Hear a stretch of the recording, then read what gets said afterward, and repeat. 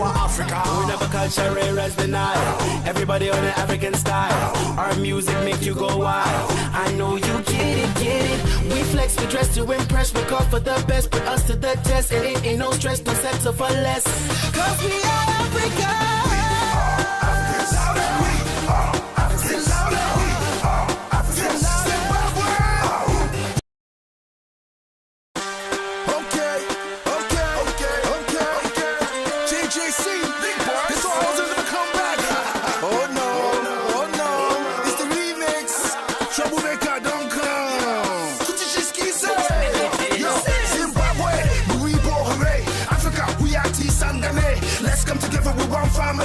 Let's make history from today. JJC, I'm from Nigeria. It doesn't matter to leave anywhere, Jira. And if you have no fear, don't stand and stare. Put your fist in the air. All I wanna hear is we are Africans. We are Africans. We are Africans. Zimbabwe. Yeah, we are Africans. We are Africans. We are Africans. Come on, Africans. As soon as I said food on African soil, that's when I get in touch with African style. The Africans and show me African smile. African talent that are well versatile. See African very calling artists, African the wisest, African the smartest, the mentor, the voice and the juice of the artist. Zimbabwe, we are the big class. Listen up. I'm slanging at the nation, back again with the remix selection. From London to Zimbabwe, all the Africans know we stop the party. And if you know it, put one hand in the air. Scream and shout like you just don't care. African people, if you're strong and proud, repeat after me and say,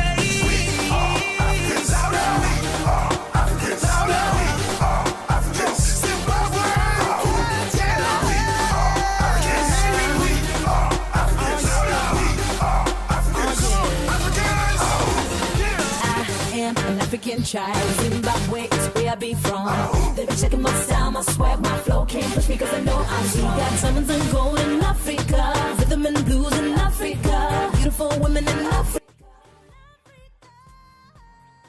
All right. I hope you guys can see me and we are loud and clear. The chat box is enabled, so please do let me know if you can hear me or cannot hear me. But anyway, welcome to another exciting episode of Tough Love Giggles on your go-to online radio station, After5Radio, dedicated to celebrating Africans in the diaspora. I am your host, aka the hype lady herself, Miss ThandoAmy, coming to you live all the way from Canada. And today we actually have a guest who's actually based in Canada too, so perfect time. Everything is just perfect, so we're loving it. But today we're joined by a woman who is no stranger to courage. I think you've seen lots of bold moves in Edmonton. She's no stranger to courage, conviction, and community. And she's a mindset coach, motivational speaker, and a recent Liberal Party candidate who made bold waves in Edmonton Northwest. So all in less than 30 days of campaigning and securing over 20,000. Guys, when I looked at the numbers, I was like, nah, numbers don't lie. 20,000 votes in less than 30 days. But anyway, we'll get into that later. But beyond the numbers, she's a visionary with a heart for people and a voice for the voiceless. So from political platforms to personal breakthroughs, her journey is a testament that with the right mindset, anything is possible. So please help me welcome Lindsey Machona. Welcome, Lindsey. Welcome. I am trying to get you here. Oh, yay. There we are. Hello, Amanda. Hi. How are you? I am doing amazing. My voice is still hoarse. Oh, I can imagine. I can imagine. I'm like, yo, you caught us off guard, man. You caught us off guard, but not really. Yeah. Not really. We'll unpack that. Right, we will definitely unpack that. So let's just dive right into it and get to know Lindsey. For those who might not even have an idea, and they're like, okay, those who are not in Canada, maybe, I think you've made your name heard, your voice heard, and your name out there, right? But for those who might just be meeting you now, how would you describe who you are and what drives you at your core? Awesome. Thank you so much, Amanda. And thank you so much for inviting me to your platform to share my story. I am a lot of things. I This is one know. of the questions that I love answering, but I one of the things that I really love is that I'm a mother. So I That's have a awesome. 19-year-old son, a 15-year-old daughter, and another 4.5-year-old, almost 5-year-old son. So I know. that is who I am. Being a mother has been the greatest gift for me. I love doing it. It has its own challenges, but Mhm. most of what I do, I do it for my children, and that's because I want to see them prosper. I want to see them become independent, responsible citizens, and so that is what I try and do almost every day of my life. And how I do it is I try to model what I want them to be. Yeah. And hopefully they get to see that and appreciate that. And then also, model those qualities that would make them, successful contributing citizens.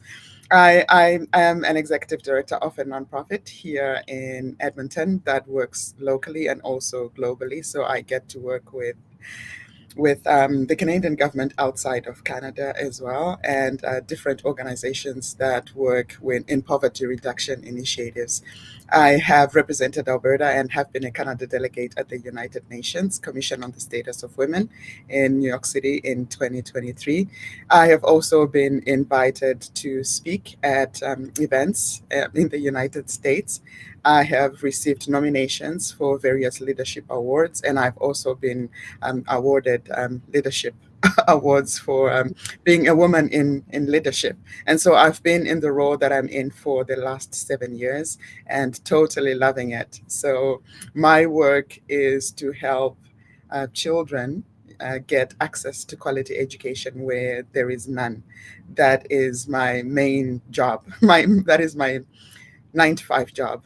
Yeah. Outside of that, I have built a career around helping professionals and specifically women who want to be in leadership positions, increase their confidence, realize who they are, realize how much power they have to make a difference, and how to harness their unique skills, experiences, and talents to create a brand that will get them from where they are to where they want to be in terms of their personal and professional development. So this was built from my own journey with struggling with self-confidence when I came to Canada. I struggled with imposter syndrome. I felt really small. I Mm, felt I didn't belong. And mhm. one day I just got tired of it all. And I remember typing into Google how to be confident. Not Oh, because I was wow. confident when I was in Zimbabwe, but just being in this new place where I felt alienated, had been uprooted from my roots and my social support. I was in this place where I was trying to find myself again, and I struggled, like most immigrants would have struggled as well. So I won't belabor that point. The challenges that come with settling in a new country. I went through all of that, but I decided to take a hold of my journey again and find myself because I knew what I Mm, wanted. I knew what I wanted to create. I knew what I wanted to achieve, and I knew also that nobody else was going to do it for me. If I had mm, to create the life and the results that I wanted, I had to do it. I had to step up, and step up I did. And then after I learned how to transform myself, especially my thinking and my yeah. habits, I started sharing and Yeah. helping others do the same. So you'll find my social media really has a lot of mindset work, mindset shift, how to Mhm. achieve inner transformation so you can create the world that you want on the Mhm. outside. And so that is me. That is in a nutshell, that is me. You know what I you've actually I just hope people are listening at this part because I bet you get asked the same question that I get asked. You mentioned I do a lot of things. I do not have kids and your mother. And I get this question a lot of times. And you already know my background. You know what I do. I do a lot of things too, right? Right. But I get this and then I have a 9 to 5. Yeah. And then I get a question and then now I go to school. right? And then I get a question. So when do you do all of that? When do you understand? So how do you manage your time? When do you find time for all of that? And then considering that your mother, because I also get people say, Amanda, do what you can right now before you're a mother. So I find people who are mothers, people who have responsibilities, more responsibilities than I do, still doing it. And that is no excuse for somebody who doesn't have responsibilities. So do you mind just tackling into that? Okay, so the first thing that comes to mind for me when I think about how I manage my life and being able to do so many things is what my mother taught me. Mm, So, my mother taught me a very good work ethic. mm, And of course, now looking back, maybe it's not as healthy. Now I've learned to balance balance. my life and work. But my mother was the kind of person who did not allow me to sit down. Yeah. She Yeah. did not. Where we come from. Yeah. Yes, yes, where we come from. So whenever she saw you sitting down, she's like, "Oh, you don't have anything to do? I'll give you Yeah. something to do." I tell you, I'll give you something to do. Trust me, we know that statement. My grandma was the same. Yeah. Absolutely, absolutely. Yeah, I'm Yeah. glad you can relate. Yeah. So that taught me to multitask Yeah. and to be able to manage a lot of things at the same time. Okay. Of course, now I know how to handle that. I know how to manage my time in terms of what do I need to get done?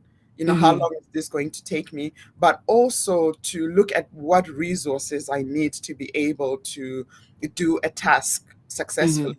And then Okay. also, I have learned now to ask for help and for support. So I don't do this because I can. I'm able to do this because I have others supporting me. Mm. So my family is very supportive. They support me when I need it. They ask me when I need help, and Oh I also wow. ask them when I need help.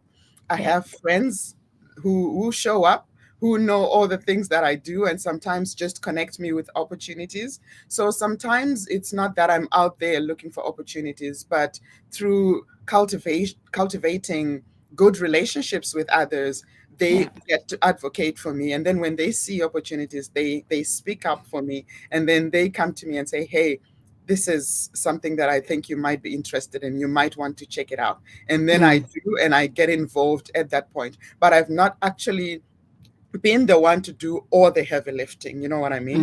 So, Mm. so what I'm saying here is you need community, Yeah. you need partnerships, you need others.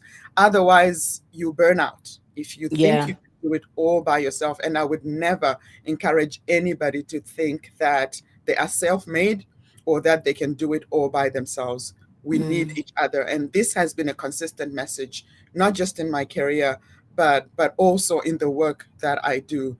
We are built to connect with others and to work with Mm. others, and we succeed when we actually lift each other up. And so that's a value that I actually live by and practice in real Mm. life. It's not just me, it's other people. And I'm reminded of this quote that says, I can see further because I stand on the shoulders of giants. So I have giants in my life Mm. whose shoulders I actually stand on because they allow me to stand on their shoulders and I can see much further. That is how I would sum up how I'm able to do a lot of things and see even further. It's because of community and family. And that is awesome, which is good. You've brought up something that wasn't even in the question. So here's a question. How then do people let go and ask for that help? Because keep in mind where we come from, like I wouldn't know with other cultures. There's a bit of competition. There's a bit of people have been burnt before. How does somebody trust to let go of some things? Because keep in mind, one thing we need to learn is there's only one Lindsay. Do you understand? There's only one Lindsay, there's only one Amanda. But how do people learn to let go without the fear of, oh my gosh, this person is going to step on my toes, or this person is going to go before me? And like you said, people need to create valuable relationships that speak your name in rooms. Do you understand? how do you get those relationships, and how do you learn to let go and ask for the help without feeling some type of way or anybody trying to right. anything? Okay. So I'll start with, how do you let go? You do. You just have to let go, and Yeah. it's a process. It's Yeah. not easy. I remember thinking that if I don't do it, either it's not going to get done, or if it's done, it's not going to get done It's- perfectly. Yeah. Yeah. And I needed to get over thinking that. And really, it's a matter of understanding that each person is going to carry out a task differently, Yeah. and they're going to have a different result. And so being okay with things not being done to the standard that I expect really helped. But to reward and to be grateful for effort and support. That's it. And realizing that when people do things, when people start working on things, they do get better at it over time. Yeah. Remember, they haven't been doing it. Yeah. So yes, so it's just like my family having to start making dinner. It's not going to be perfect in the beginning because they're not used to doing it. So you're going to have burnt dinner from time to time. Just being grateful that, okay, these guys are trying. I know. Yeah. So it's a matter of understanding what you can control and what you cannot control. That has really helped me create a sense of peace Yeah. and understanding, and not to stress about the small details. And so just letting go and understanding that people do their best, and when they do their best, be grateful for that, and understanding that they are on their journey and they will get better at it. I wasn't good at everything that I'm good at now. There was a time that I really was bad at certain tasks, but because I kept doing them, I got better at them. So extending the same grace to others really, really helped me, and trusting that it will get done eventually. They will do it, and that they can do it in their own way. That's totally fine. There's no one way of doing anything ever. And we're not the same people. So everything is going to be done differently. And that's totally okay, as long as it gets done. And it will get done. And then your second question is about how I create those relationships. So I'll tell you, my biggest value is kindness. Yeah. And I'll share something with you that even up to this day, I still struggle with when it comes to me standing in that value in every interaction that I have. I still feel sometimes that kindness is seen as weakness, that when I extend kindness to people, I have a fear that other people see that and say, you are tolerating disrespect, you are tolerating nonsense, you should stand your ground, you should put people in their place. But when I try to go into that energy, it doesn't feel authentic to me. And I remind myself that if kindness is what I was meant to bring to this world through my existence in the time that I'm here, then I'm going to do that.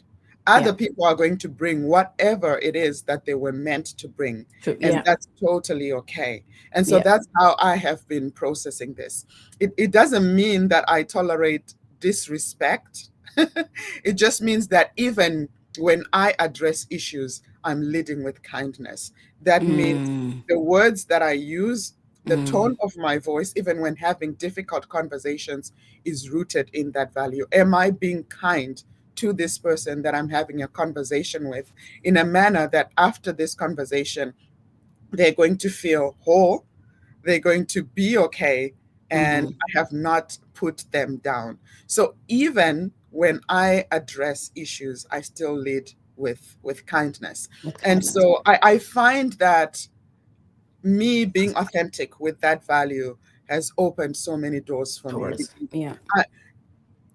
You get the same energy that you give out. It's returned to you 100%. And I've seen that in my life based on evidence. Whatever I put out there has really come back to me in massive ways.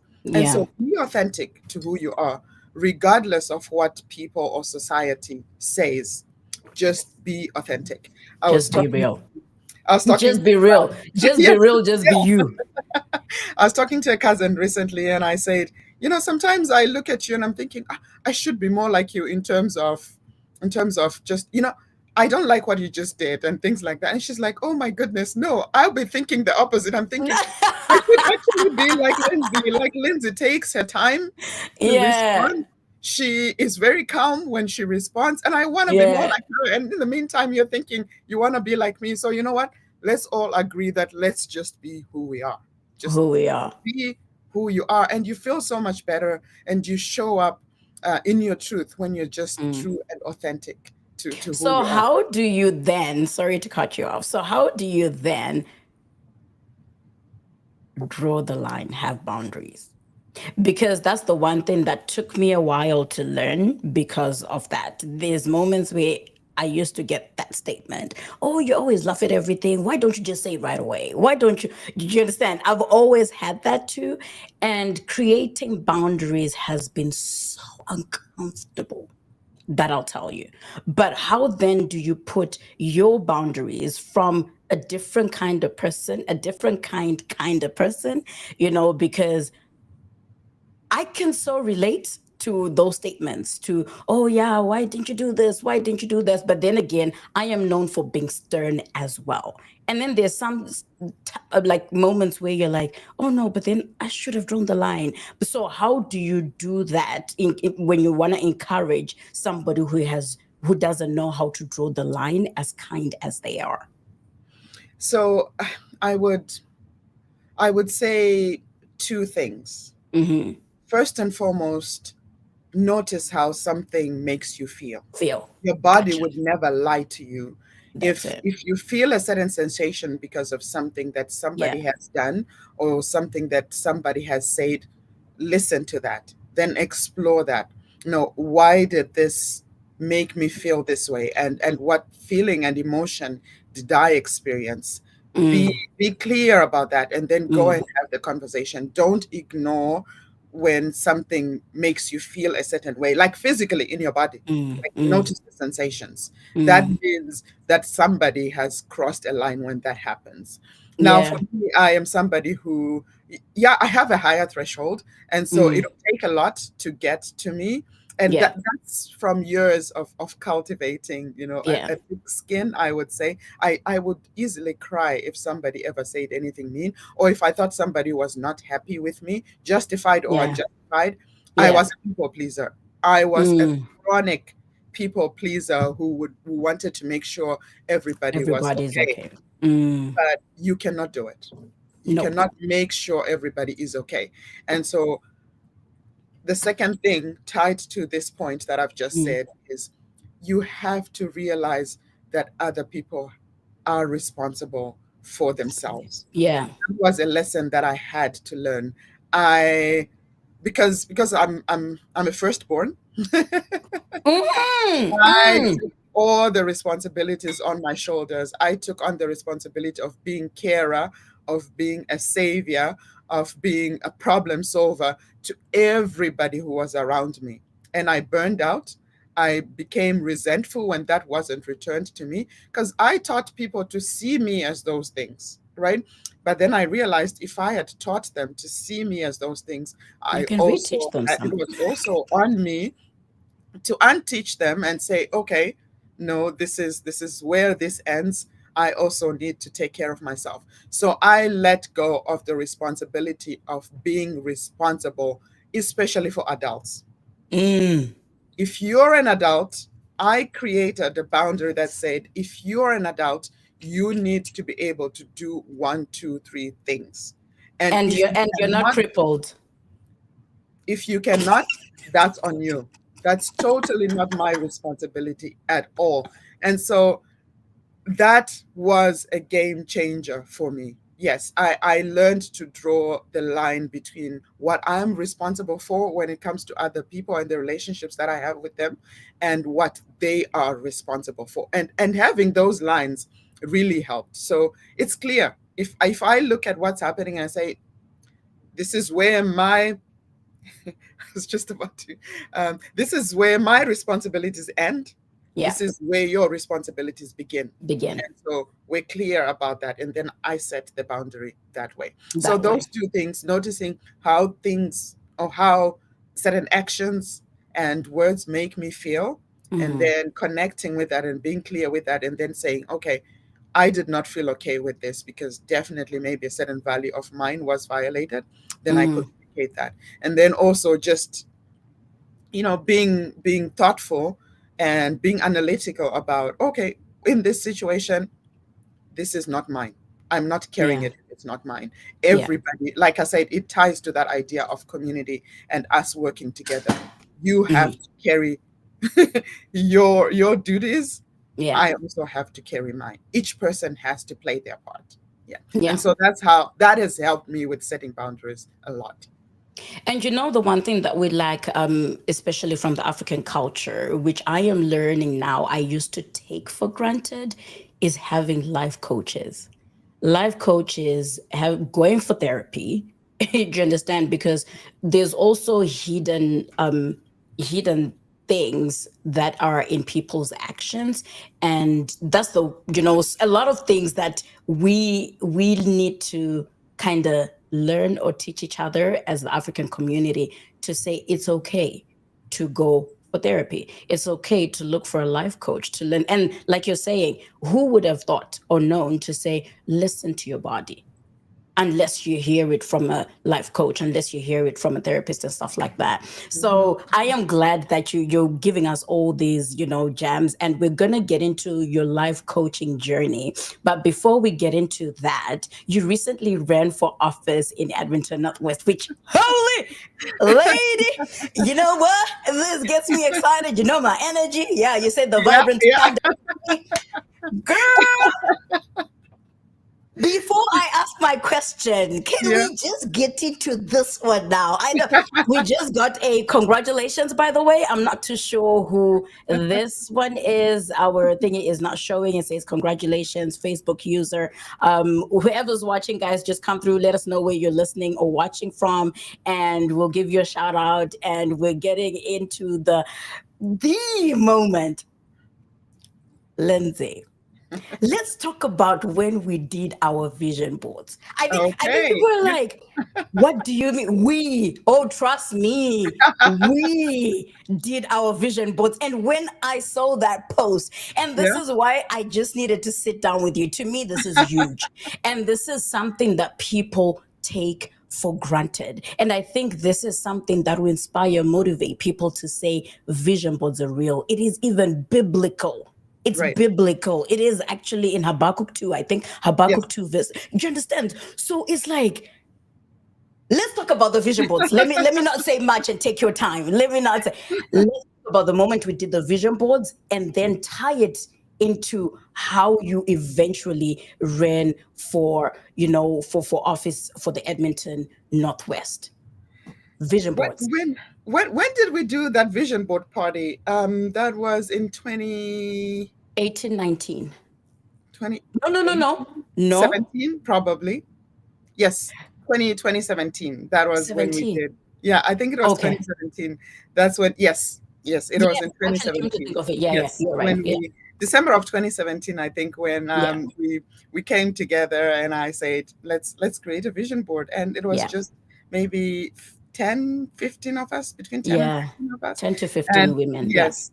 And we came together and we challenged each other to dream big and to dream much bigger than our circumstances allowed then. We were not who we are today. But what I can say is we allowed ourselves to really dream big, and we pushed each other to dream big. And one of the things I had on there was being a speaker, and also being an author, which I have not been, well, kind of in a way, but I have a podcast now, so I could say I'm a speaker, and I've been invited to speak at different events, and I'm speaking right now. So I would say that dream has come true. But yes, like Habakkuk really just puts it plainly that write the vision and make it plain. Make it plain. Yes. So you've got to have a vision. And once you have a vision, make sure it's etched onto your heart and onto your mind. And you think about it, you tell others about it, you discuss it, Yeah. you imagine it. Mm. So imagine everything that you want to be. I have always been a big visualizer. Even when I was a young girl, I Yeah. was what you would call a unconscious competent. This is where Okay. when you're good at something and you don't even know why you're doing it or that you're even good at. So I used to visualize even as a young girl, and I can tell you right now that maybe when I was as young as 10, I visualized this, what I am today. I would think and imagine me being. I was born and raised in Zimbabwe. For those who are watching, I don't know that that about me, but I would imagine me being in a land far away, and then it was the UK because that is what I saw on television. Yeah. And so I would imagine being in this land and then doing big things. Like I was a community leader, I was a community builder, and I visualized that. And it has come to pass from as young as 10 years old.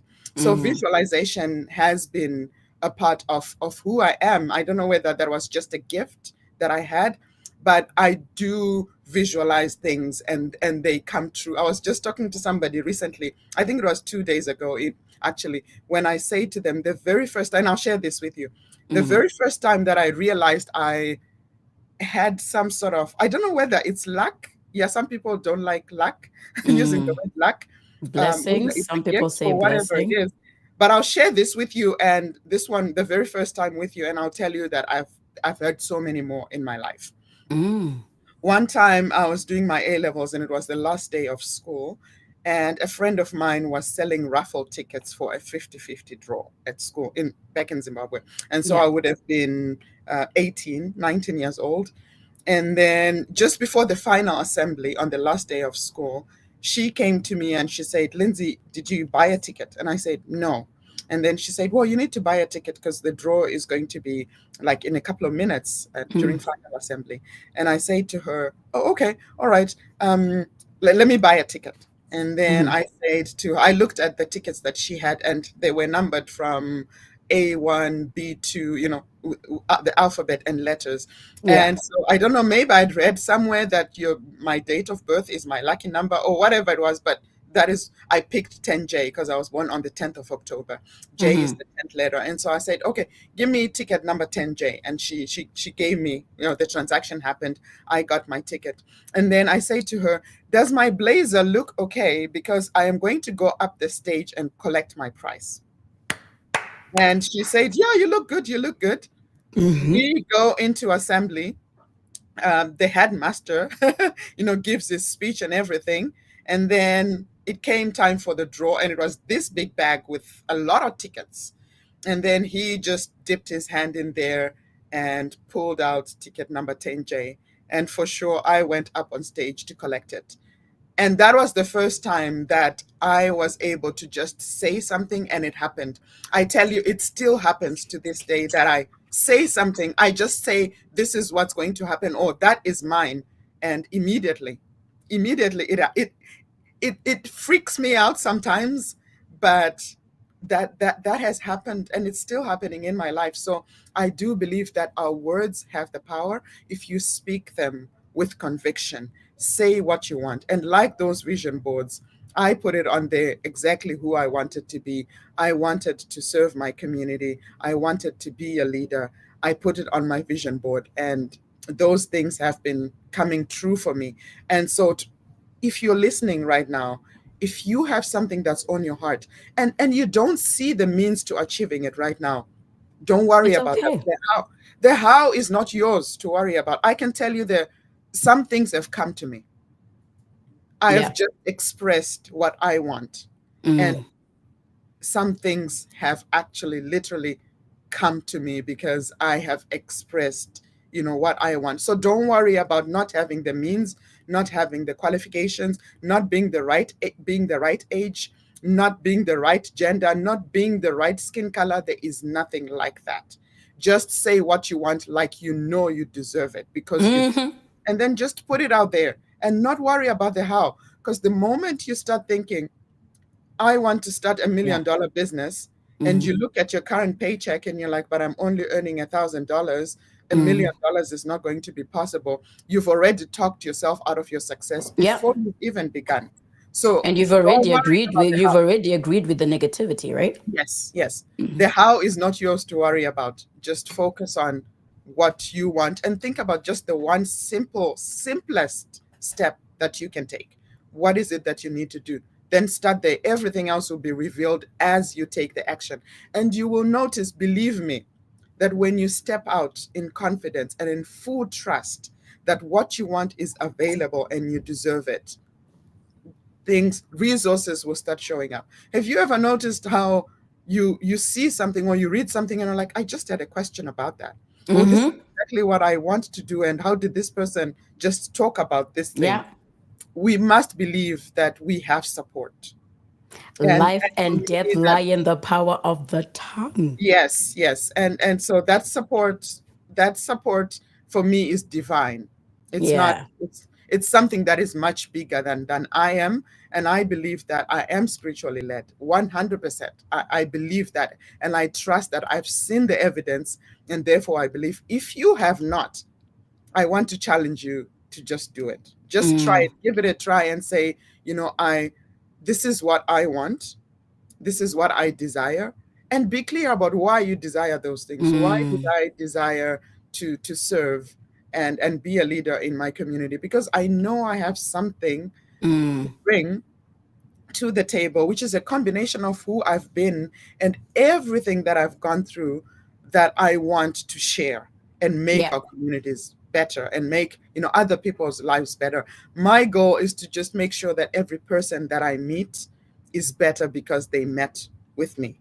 Yeah. And that I am also better because I interacted with that person. And so be clear about your why. It's important to be clear about why you want something. And even if it's money driven, that's totally fine. Don't feel bad. If the reason you want to start a business is because you want to make money, that's totally okay. That's fine. Don't feel judged about wanting that, because you know what? The world we live in revolves around money. If you want to do good, Anyway, yeah. you're probably going to give to community and causes that you care about because you have the money. You get things done if you have the money. But also, if you don't have it, don't let that be a limitation as well. Remember, Yeah. each and every one of us has our own journey. Be clear on your own journey. What is it? What are you meant to bring? And maybe your journey does not include using money to make a difference. I know people who've made a difference without money, but using the power of their voice. And so just be clear about who you are, your why, and why you are here. Exactly. And by the way, just a reminder, Lindsey, remember when I said I was going to interview Lindsey? Just so you know, we spoke it, and here we are. We spoke it. We were going to do this interview years ago. Years ago, during the pandemic, 2020. Yes, During the pandemic, we were meant to do this interview, but it just wasn't time. I would like to believe it just wasn't time. And we actually did a bet, and that bet we're here to talk about it, not today, but in the future, because we're headed there. So I love this. I love this moment, and I just hope it's inspiring to a whole lot of people that, like you said, going on the spiritual side of things, everything is written. It is written. Just write it plain and simple. It is written. Life and death lie in the power of the tongue. What you say is what will come to fruition. Whether positive, whether negative. If you think you're the worst person in the world, guess what? You become the worst person in the world. If you think you're this kind person in the world, guess what? People will see you as the kindest person in the world. If you think you are so beautiful, you'll find 10 people telling you on that day that you are beautiful. Do you understand? So this is, amazing that you actually got to share that, to say life and death lie in the power of the tongue, and just writing it down. And I just thought we should bring up the whole vision board moment, because some people take those things for granted and say, but I have minus in my account. Do you understand? But speak it into existence and it'll come to pass. So as you eventually decided to, branch out and just step into something different, what inspired you to step into the political arena specifically, and especially in such a short campaign window? Because when you just threw it out there, and I'm like, it surprised a lot of people, but at the same time, for those who kind of know the background, we're like, okay, but we're really not surprised. So what inspired you to get into the political arena? I would say I got interested in politics when I was in Zimbabwe Yeah. with student activism at the University of Zimbabwe. Yeah. I Yeah. always tell people that if my mom and my dad knew what I was up to, they would have been really mad and And told talked me you not out of it. get involved with student activism. I wasn't a Yeah. leader then. I Yeah. was a follower, but just what happened in Zimbabwe in 1990, no, in 2003, Yeah. with what we called payouts for students. Okay. When the government of Zimbabwe withdrew those and there were massive demonstrations by students, I also registered my discontent with that move because it disenfranchised a lot of students who relied on government support to get higher education. And so I realized that we need to hold governments accountable, and that sometimes they make policies that make life difficult for the ordinary person. And so I realized that we need to speak up. And so that really got me very excited, when standing up for something and saying, this is what we want. This is what we the students want. And we want you, the government, to act. We want you to reverse that. Of course, it never happened. But but the fact that, I lent my voice to that Yeah. a fight really started me on a journey where I realized that we have a lot of injustice that happens, and that we need to speak up, not just when things affect us, because that's also the other challenge. Sometimes we sit back and we just watch, especially when the state is being unfair to a certain group, and because we don't belong to that group, we don't feel that we have a bone in the fight. But really what I say is, operate on principle, live on principle. Look at an issue and say, even though I'm not a member of this group, I see the injustice and I should act because we all share our humanity. Yeah. Really. And I've been saying this, that when the state, for example, is oppressive to one group of people, they rarely stop with that one group. After them is the next group, is the next group. And before you know it, you're being affected as well. And then only then do you start speaking up. But things have already gone out of hand. And so I say, stand on principle. If there is injustice, speak up and say, okay, go to that community, to that group of people and say, I see what you're struggling with. Can I learn more? Can you share your stories? Can you tell me what this is about? And then learn, let them teach you, let them show you what they're going through, and then ask them how you can support, how you can lend your voice. And that's unity. That's creating unity. When we create unity, we make change. We can make change. We shouldn't just leave it to, one group to deal with their issues. It's everybody's issues when we share a city, for example, or even a country, right? Should be everybody's responsibility to make sure that every citizen in that country is safe, is taken care of, is heard, and that they have a voice and that their issues are addressed. And so that's a principle that I live by. And so and I realize that politics is where most policies that affect a whole gamut of everything that's to do with our lives is where the decisions are made. Yeah. And so if we're to make a difference, for me, that is, I truly believe that it's in politics. It's where you can have the loudest voice and demand the biggest changes that will affect society. And so for me, it's about leveraging a platform where the big decisions are made. And I feel like I felt like that is where I needed to be. I felt like that is where my voice would have been most useful. Yes, I still do other work that still makes a difference in the nonprofit work that I do. But, there is also this arena and this platform of politics where we can really make a difference by participating. And I want to say to our Black community specifically, and I can speak to that a little bit. From where we come from in Africa, we don't have the best experiences with politics. That's true. Yeah. Sometimes participating and getting involved in politics could mean life and death. Life and yeah. Yes. And so there's that fear of being political. And sometimes we immigrate to these countries like Canada, United States, Australia, United Kingdom, and we still carry that fear and that trauma that's related to politics with us. And we fear getting involved in politics. But I want to challenge our community to be involved. If it reaches down into your pocket, I think somebody recently shared this, it is political. Everything is political. You cannot ignore it. You have to participate. I'm not saying run for office if you don't feel called to do that. If you feel called to do that, 100% step up and do it. But also, you can support somebody who is running for office. That may just be your role. You can support them by donating to their campaign. You can support them by rallying others to go and vote. On voting day, everybody, let's just get together and go and vote. It is the simplest way for every citizen to express themselves, to share their voice, and to be involved in the kind of leader and the kind of leadership that gets to lead them for the next 4 years in Canada, for example. Right. So participate.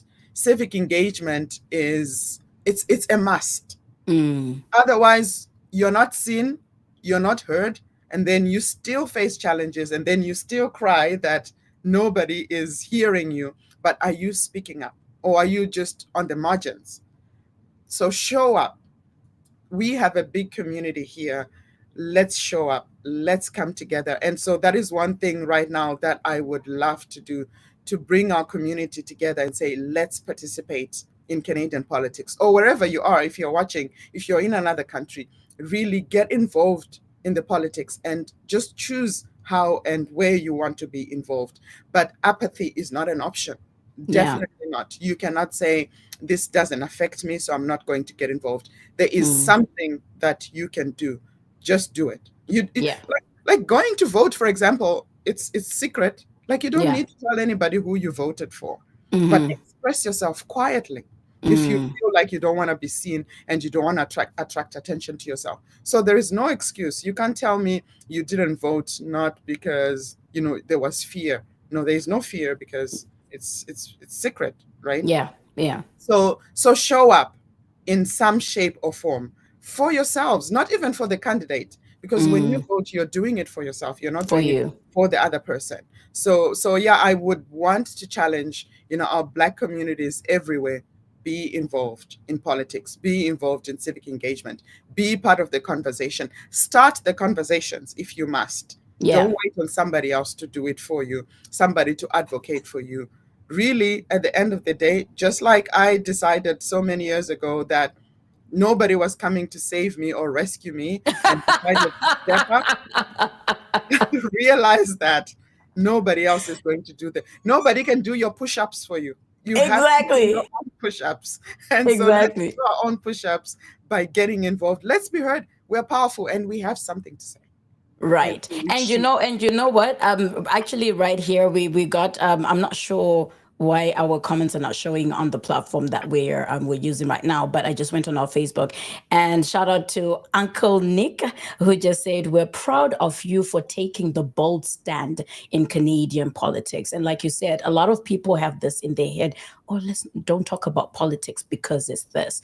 And like you said, where we come from, it's a fear that has been instilled in us not to do that because there's only one ruling party. Right, which puts fear in people. And I too started understanding. I don't fully understand, but because like you said, it's our day-to-day life, where how am I gonna make ends meet? How do you understand? It's reality, it's life, it's day-to-day living, right? So it kind of opens up your eyes. And when you're like, how come the gas is good? And I never used to be somebody who listens to the news, but I listen to the news every morning. I was like, nah, but how can this happen? Nah, this is uncalled for. And it kind of gives you knowledge on what to do if moments like this come, right? And you're like, okay, but whose policies are better? Because I am a single person, and can I afford to do this, go that way or this way? So it makes sense, right? And I know where we come from. We can't talk about politics, but you know what? We're so proud of you, and this is why I was like, yes, coming from Zim, representing in Canada. I think you already imagined me. Yeah, I know you, Amanda. I know you. You don't need to paint the picture. I was like, yes, and I was like, guys, did you see? Did you see? Did you see? You know, it was so exciting. I was like, yeah, I am so proud of her, and thank you so much. Even Uncle Nick is like, we're so proud of you for taking a stand, because it is definitely not easy. But running within 30 days was no small feat, that's for sure.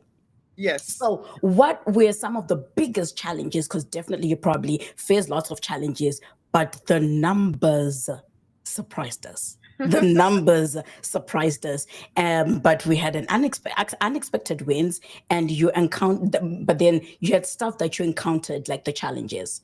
Yes. Yeah. Oh, yeah. Oh, yeah. Overall, I would say this race was amazing. Yeah. I feel great. I feel awesome. And that may be confusing to people because I didn't win, but I tell you, Yeah. I feel still to Yeah. this day that I won in You so won. many ways. Yeah.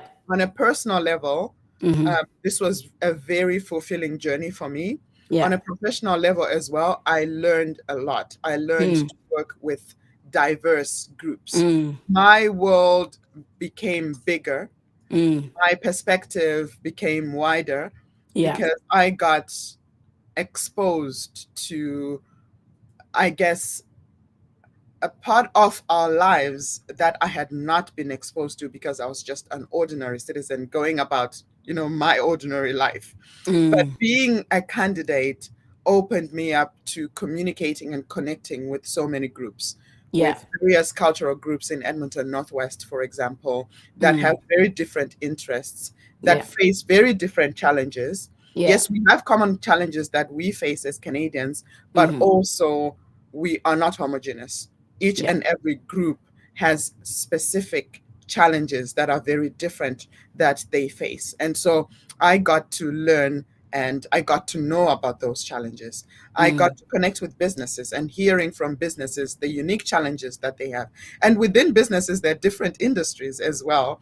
And so each industry faces different and unique challenges, and they want different solutions. Right. And they have different proposals about what they think should happen to ensure that they become successful and sustainable. And so Yeah. I got to hear all of that. I am so much richer today than I was last month because of my participating in this journey. And I've gotten so excited in being part of the conversation, especially in terms of policy and how our municipal government is run, how our provincial government is run, and how the federal government is run, and also just understanding what each lever of government is responsible for.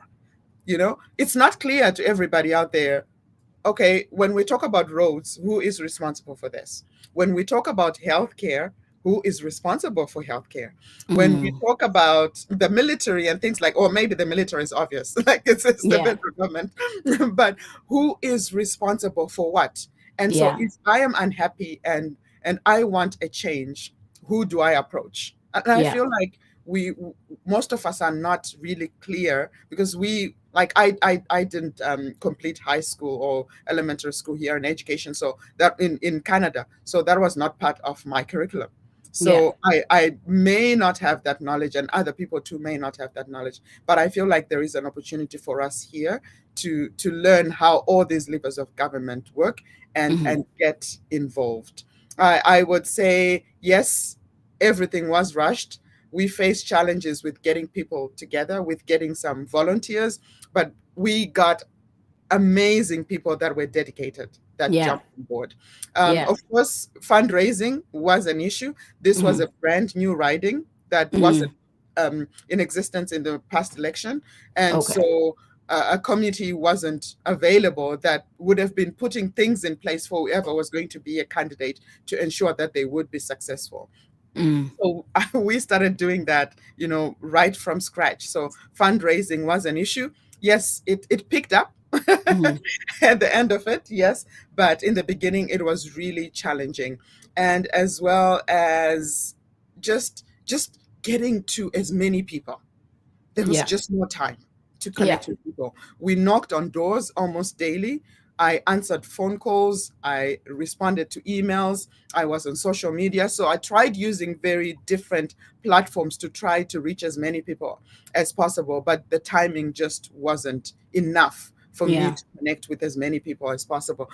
With regards to the numbers, I would say, yes, our supporters would have voted regardless. Some people voted because, voting for me meant, they would vote for Mark Carney, because you know how Yeah. our Canadian political system works. Political. Yeah.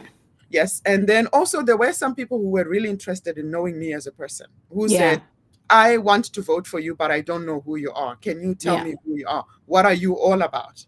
And so Yeah. there was a segment of our population who actually wanted to connect with me, who wanted to know who the candidate is. Yes, they could have voted for the party. Yes, they could have voted for Prime Minister Mark Carney, but they also wanted that piece, like the whole Yeah. puzzle to be complete. Like, okay, the party, the Prime Minister, and also the candidate. The They candidate. wanted to know who I was. So I talked a lot about myself.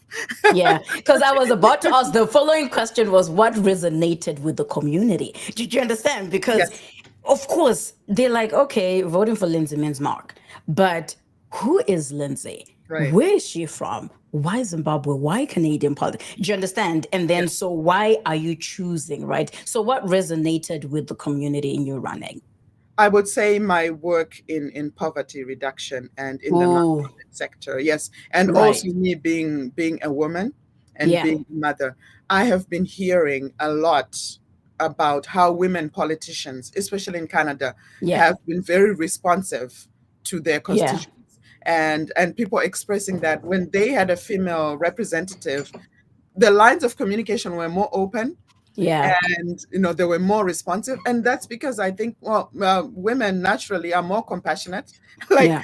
we know how to take care of business, we know how to take Mm, care of others. Again, I would say also remember to take care of yourself. Yeah, you need the yeah. balance, but also that's a quality that we have, Mm, that we need to bring into politics.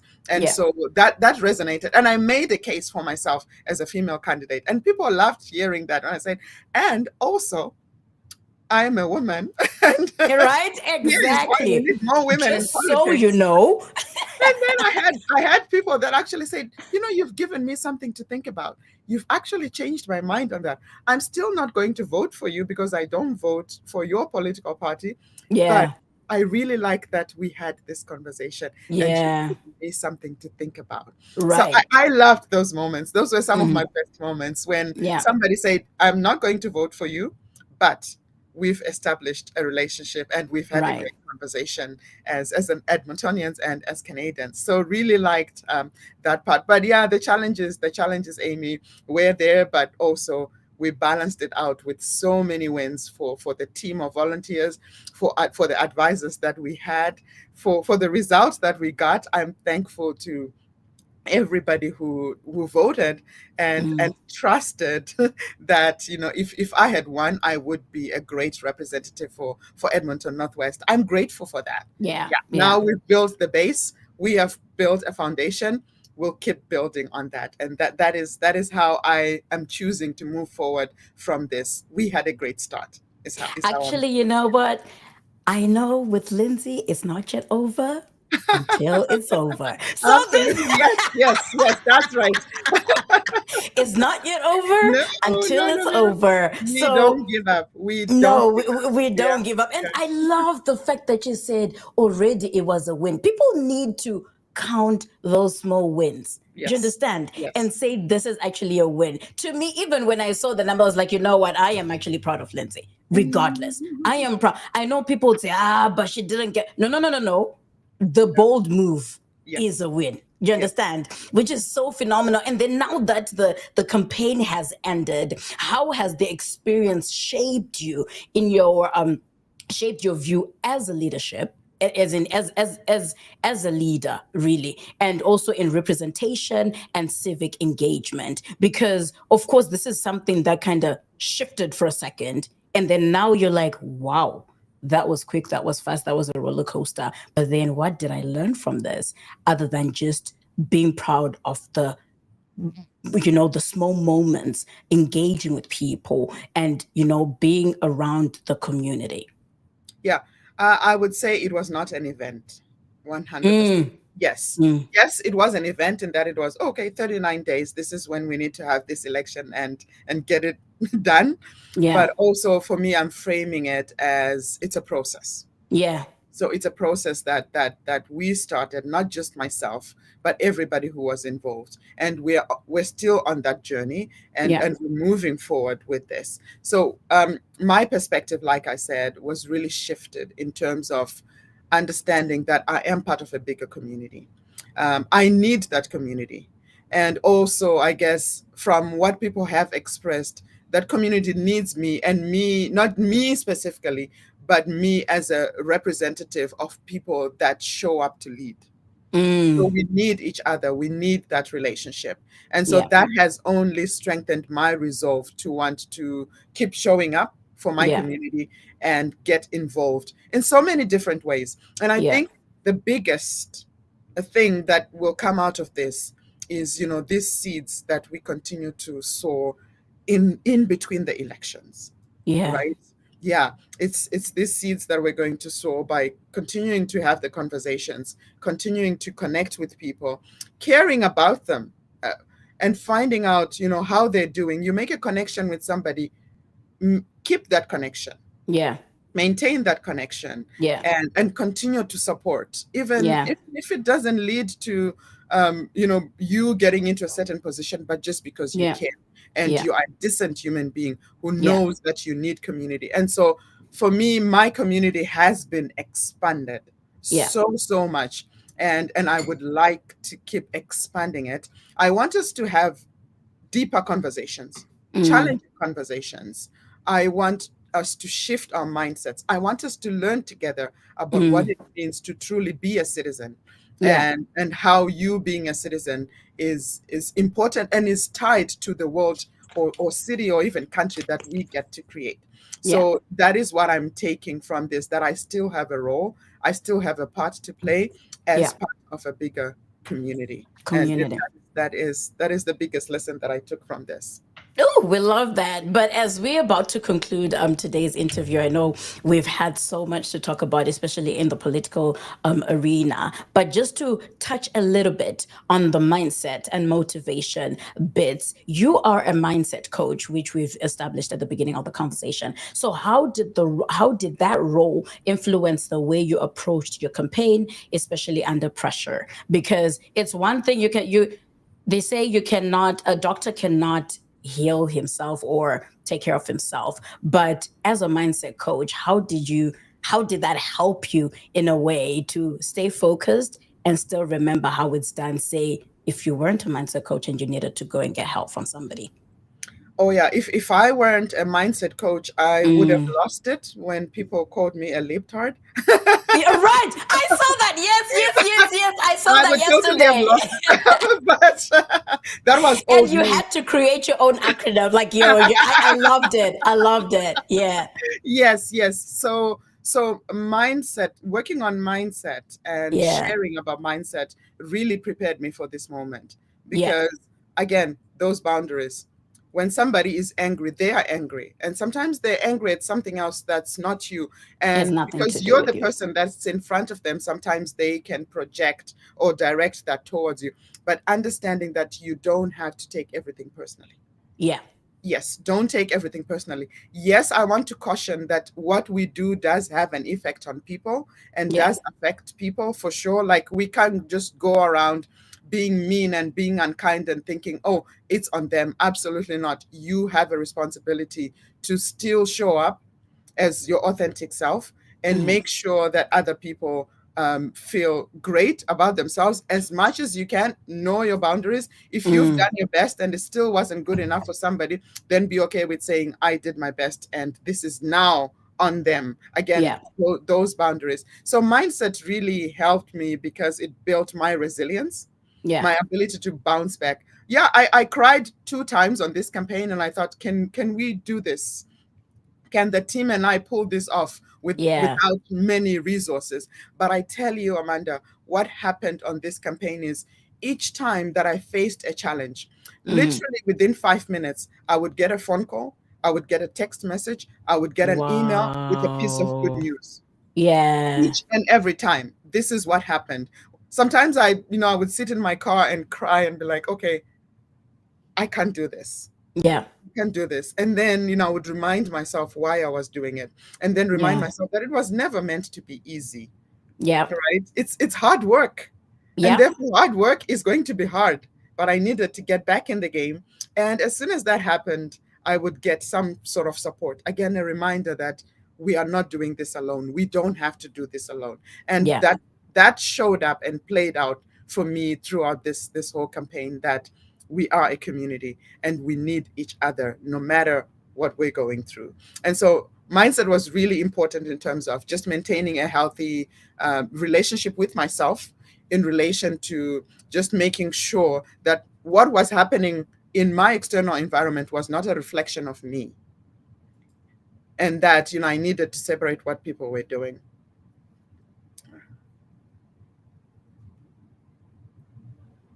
Oh no. I don't know. We just lost something. Can you hear me? Yes, I can hear you. Yeah, I can hear you. I think we went over time, but anyhow, yes, your mindset is really important. Just knowing that there are things that you can control and what you can control, and being clear about that, it really helped me. What I could Right. control, I worked on. What I couldn't control, I knew that right away. This is not something that I can control, and you don't waste your time and your resources in trying to control an outcome that you have no guarantee that you can actually influence, right? So you're better directing your resources and your energy Yeah. towards something that can bring about a change and a transformation. And so that is what I did. That is what I did. Right. Yeah. And so what are the daily habits? Because sometimes it's, it starts from there. What you say in the morning, what you tell yourself in the morning. But with you, what are some of the daily habits or mindset shifts that you practice that keep you grounded and focused?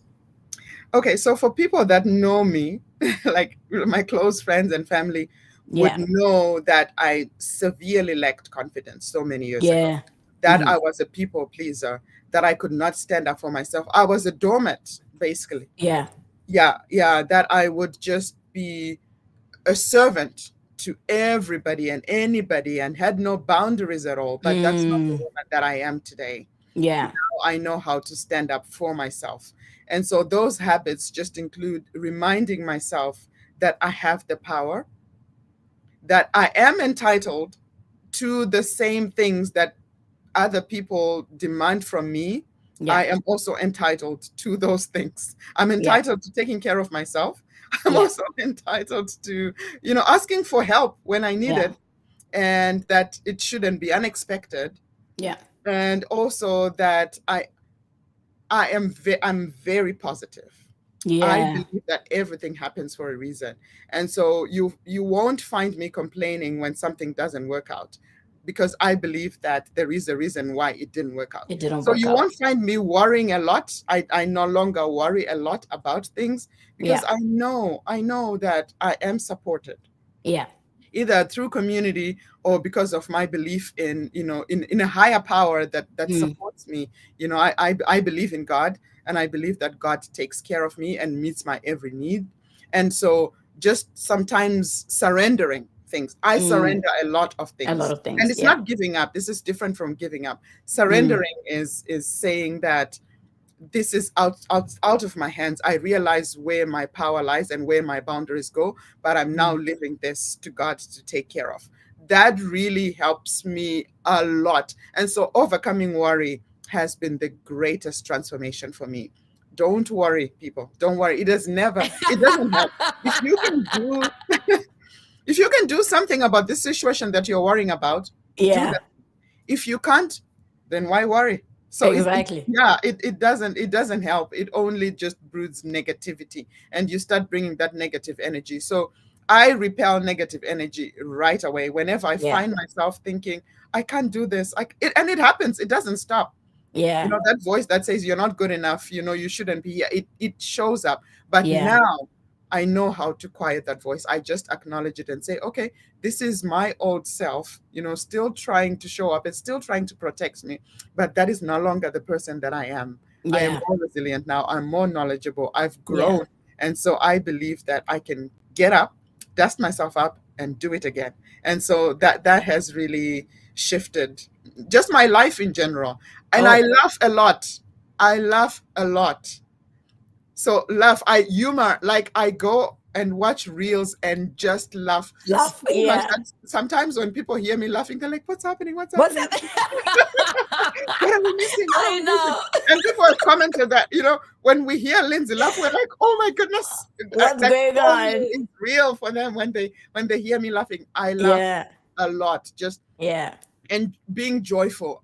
Yeah. Honestly, even my kids have described me. My daughter 2 Christmases ago said, I just love how my mom is joyful. Not that I don't go through Through stuff. challenges and Yeah. moments of cry, I do worry, but I get out of that quickly. And so Mm, my dominant nature is just joyful. joyful. Yeah. Yes, I am very, very joyful because I try not to worry as much. And so yeah, I laugh a lot. Humor is great. Have a great sense of humor and it Yeah. will help you go through those tough times and days. Which is so true. Trust and believe. Laughter is it's so It's the best medicine. that's the one thing I love. I actually heard feedback from people. And they say, you know what, we love Amanda's, interviews. She's so, eloquent at and she knows what she's asking and she knows. But the one thing that she laughs a lot. I'm like, Yeah, yeah, that's my superpower, honey. You understand? That's my superpower.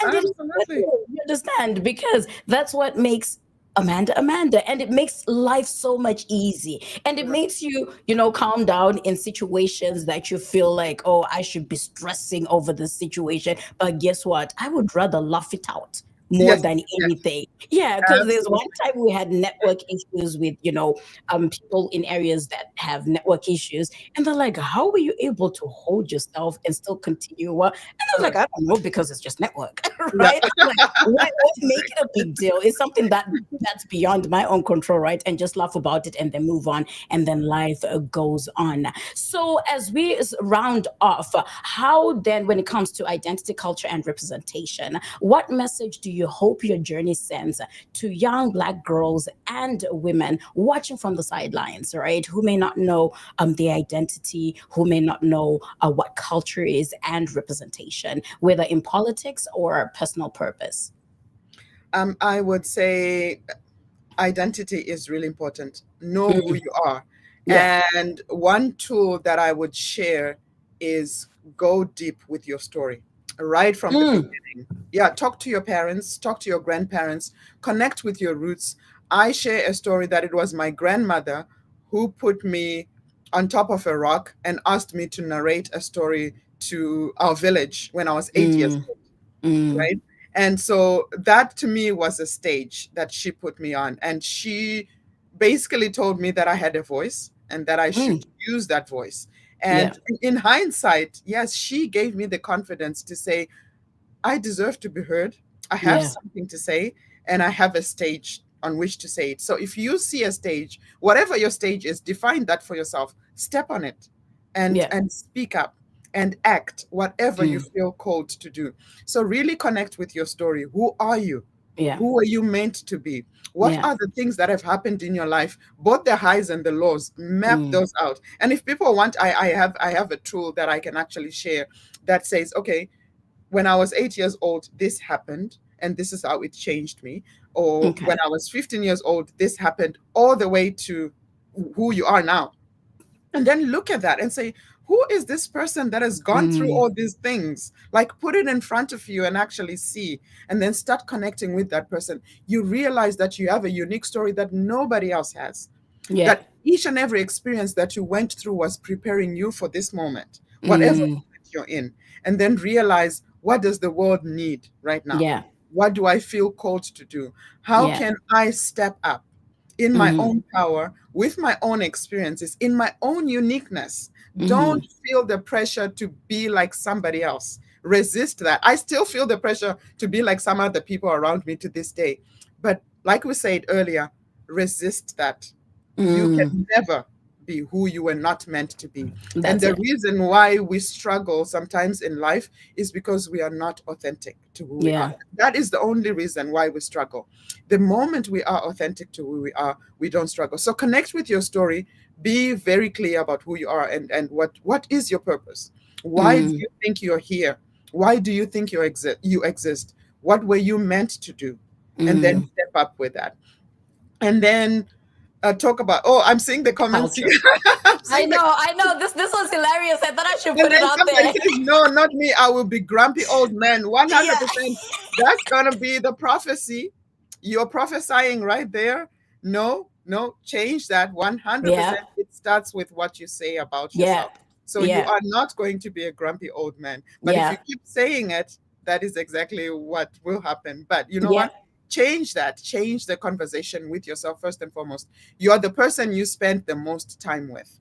Yeah. And so you're talking to yourself the most. So whatever you say to yourself is what is going to manifest. So start saying, I am going to be the happiest old man under the sun. Exactly. Creating that. It will happen. Believe me, it will happen. So yes, be proud of who you are, even as a woman. As young girls, yes, I have had, some of my nieces saying, oh my goodness, we can totally do this. Like it's something different seeing somebody running for political office, right? Than somebody you don't know. So for my family and my nieces and my nephews, I know it's hit very different for them because they know me and they're like, oh, this is auntie, this is mom. Oh, she did. My kids were just like, you're running for office? And I'm like, they're like, oh, okay. I know. Right? Okay, that's cool, mom. That's cool. Just like actually, trust me, it hits differently. It does hit differently when you know somebody who is, especially with me and you, right? Because I was like, huh? But you know what? No, I'm not surprised, right? And then we laugh about it and we're like, oh my gosh, I just pray, right? And then imagine in your own household, right? Your own kids and stuff like that. Yeah. So yes, so step up. You have something to say. Don't feel the need to fit in. Yeah. Whatever culture, identity you have, there is something in your culture, in your upbringing that made you who you are that you can bring to this space. So, born and raised in Zimbabwe, for example, or wherever, and you're in Canada right now, don't lose your roots. There is something about who you are and what you went through that your culture, your family, your ancestors taught you, or your family values that you can bring here.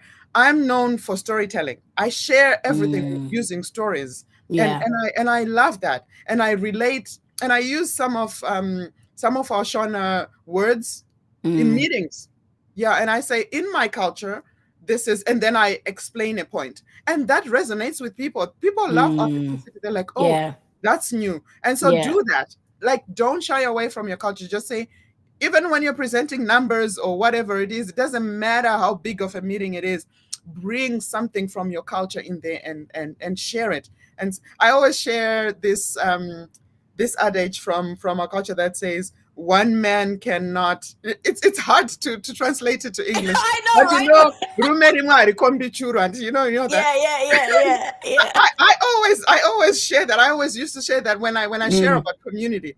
I use that everywhere I go. And I say, in my language, we have this saying that says, one person cannot go around an anthill, whatever it is.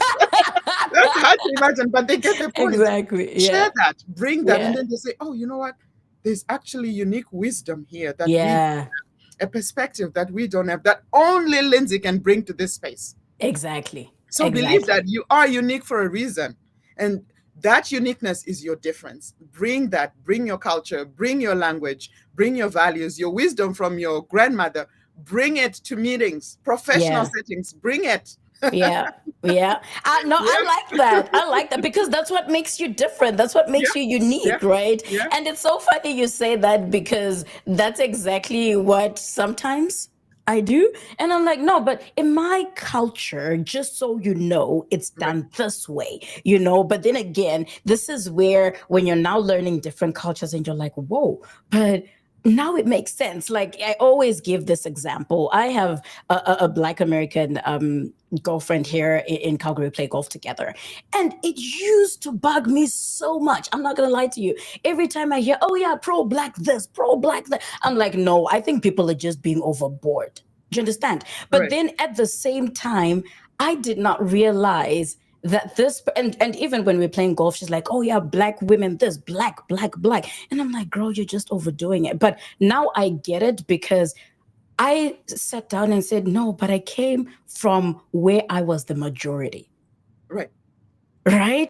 And I'm like, so to me, it's normal. Like, yeah, it's normal. Like, it's normal being Black, but why is it you're making it seem as if it's that special? Which it is, don't get me wrong, it is actually. But then, you know, the mentality was just different, right? And then now you live in a country where you're the minority, and then you see a lot of things that are happening, and you're like, oh, I get it. Do you Right. understand? Right. And then what you bring to the table every time is like, in my culture, this is how we do A, B, C, D. It, you know, and then we educate each other. And then, and there's lots of things that even up until now, she's like, wow, why is it you African sisters are like this? I was like, sis, you do not want to start with me right now because I will tell you my culture, you know? Yeah. So we educate each other in that sense. So it is so lovely to have somebody in public spaces who gets into big rooms and having to represent their own and speak over their own culture and hoping that it will actually inspire or motivate even a young girl thinking, but then, you know, how do I bring up my culture in public spaces? People won't look at me. And then looking at back in the day where, give an example, some people never used to be able to use their full names in these special big social circles, but Right. now they can. You understand? Thank God for social media. Thank God for advocating for all of this, right? Right. Black Lives Matter and stuff like that. So we're so proud of your journey, and I am so glad that you came out to speak on that, right? Because, yo, culture and identity is the biggest thing you can ever do for yourself, and stick to it, Absolutely. Yeah. right? Be And proud of who you are. Be proud of who yeah, you are. yeah, 100%. You are not just existing for no reason. There's a yeah, reason why you're here.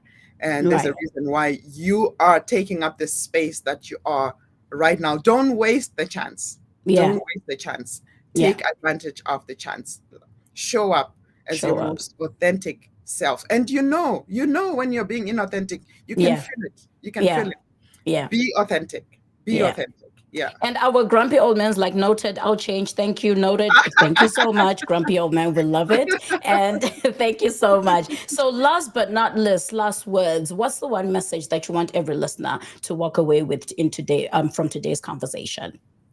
I would say you are unique, Yeah, and your uniqueness is your superpower. yeah. That those are the words that I would say. Your uniqueness is your superpower. Show up as your most authentic self, exactly as who you are. Don't try to be anybody else. Otherwise, you're going to miss the mark. Just be you. Just be you. Yeah, absolutely. Guys, you heard it for yourselves. This was a lovely conversation. Lindsay, thank you so much for coming through, you know, just showing up.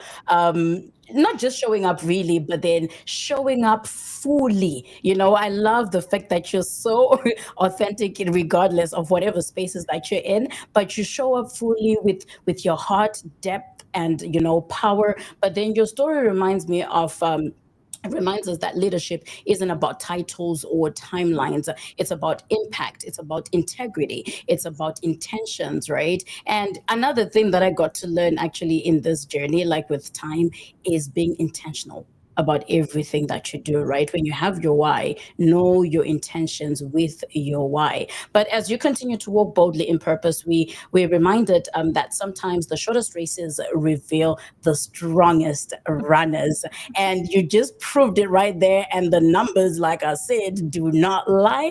And got us really proud of you. And we're cheering you on. And we can't wait to see what's next for Lindsay. We know, like I said, this is not the end. This is not over. And we look forward to more. And so it's so exciting. It is Yeah. exciting. It hits differently when you kind of know the person personally. But you know what? Thank you so much, Lindsay, for coming through. It's amazing. It Great. was Thank you so amazing. much, It was a Amanda. good moment. Thank you. Thank you. I really appreciate the opportunity. Thank you. Thank you for sharing your space with me and putting me in front of your viewers. Really appreciate that. Thank you. I love that about you. Thank you. Thank you so much. We try our best, and we just at first we started representing just Zimbabweans in the diaspora, but we got so many requests from even Africans from other communities, and it just to hurt, saying no, I only our radio station represents Zimbabweans, but we needed to change the narrative, and it's so amazing because we get to hang out with phenomenal people from different African countries, and you're like, wow, this is how you do things. I didn't even realize the western part of Africa is like this and southern is different. So thank you so much. We really love what we do here, and the team behind After5 Radio, so phenomenal. And yeah, there's a lot more to come. So actually, you inspired me. I know a lot of people will be like, when I saw that, I was like, Amanda, like, why are you sitting here? You can do it. But like you said, it takes intention and yeah.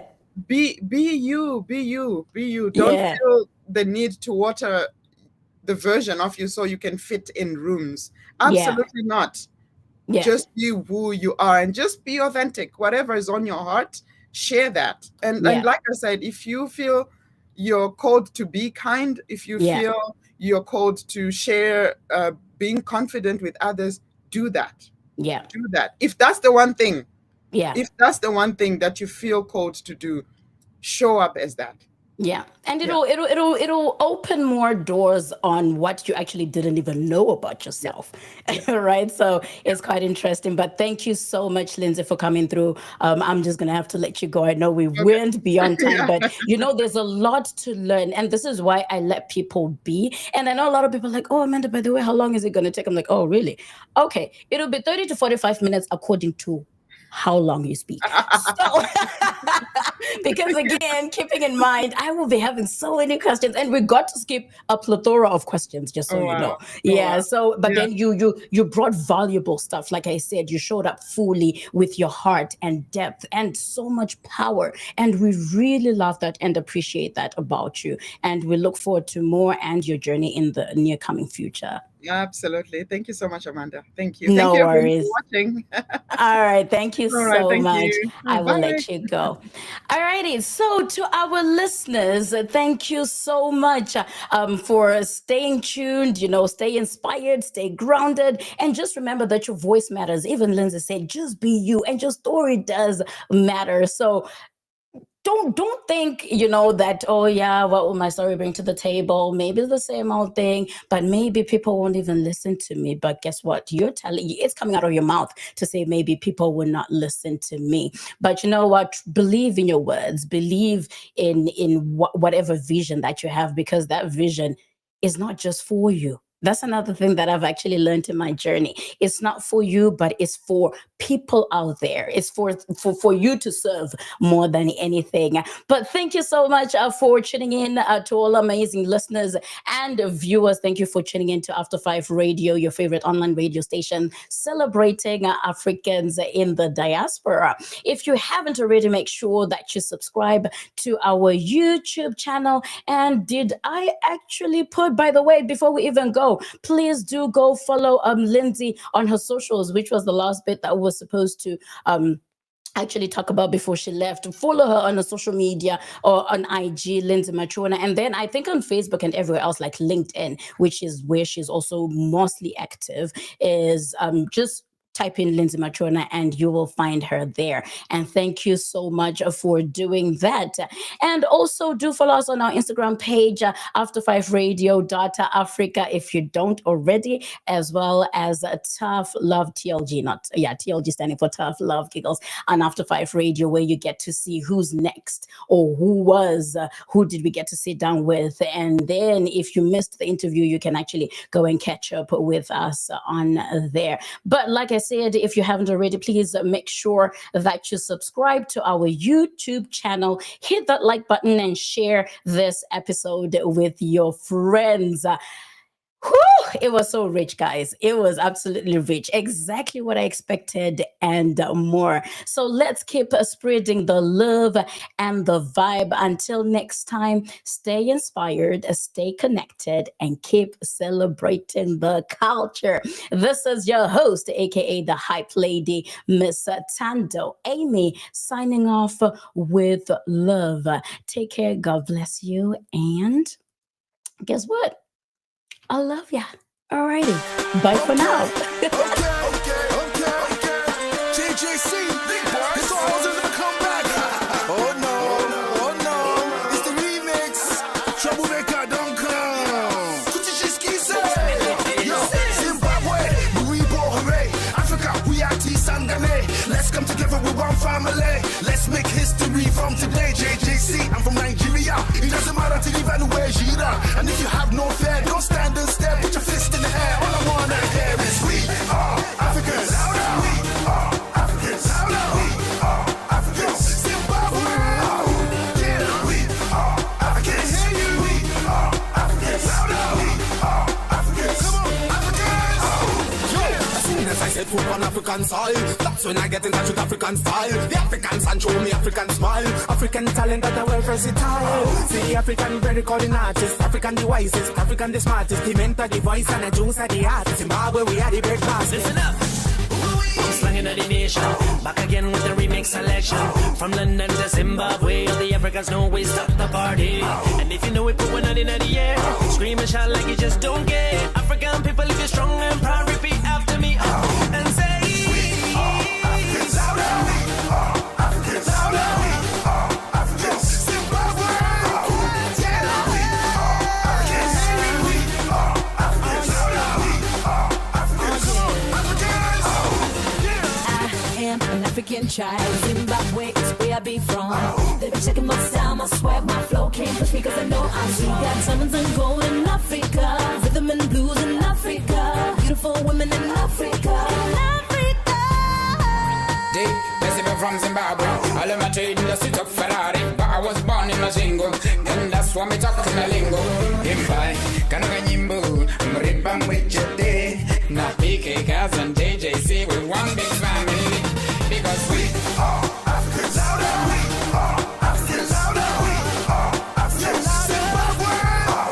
Yeah, we are Africans. We are Africans. We are Africans. Come on, Africans.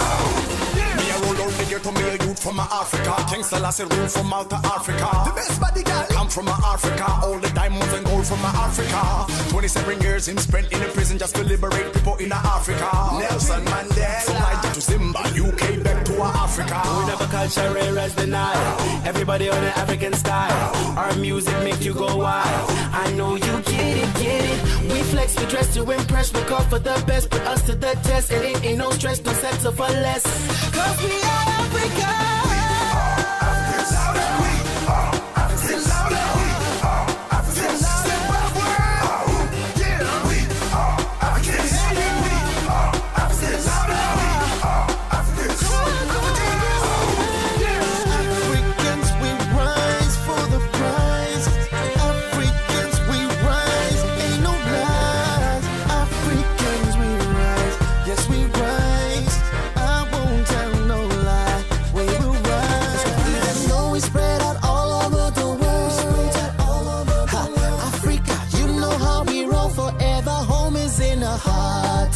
We never parted.